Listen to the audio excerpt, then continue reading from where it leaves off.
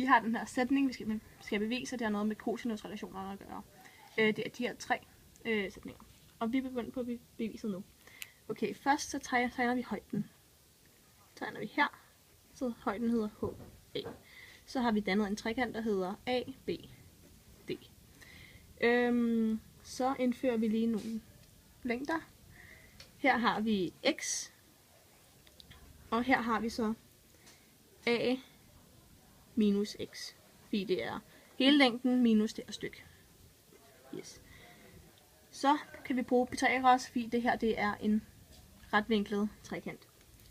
Normalt så hedder Pythagoras sætning, den hedder a i anden plus b i anden lige med c i anden. Men nu, fordi at det er nogle andre tal, vi har, så kan vi lige lave den lidt om. Så hedder den a minus x i anden plus HA i anden lige med stadig c i anden. Ja. Så på den anden trekant, den her herover, der vil Pythagoras så hedde, den vil hedde x i anden plus HA i anden er lige med b i anden. Okay. Nu vil vi isolere HA, fordi at, der indgår ikke noget HA heroppe, så den vil vi gerne have væk. Så nu prøver vi at have den her sætning, og så prøver vi at løse den, så vi får isoleret HA. Så det første vi gør, det er, at vi minuser x på hver sin side.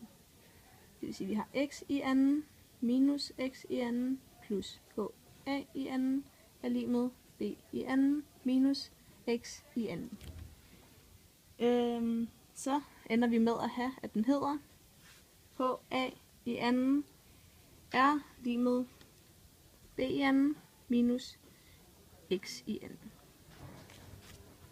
Den her, den kan vi så tilføre den første ligning, vi havde.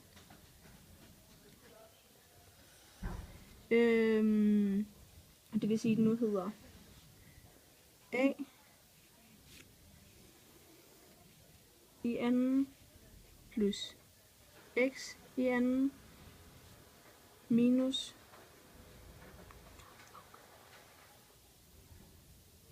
nej, jeg må lige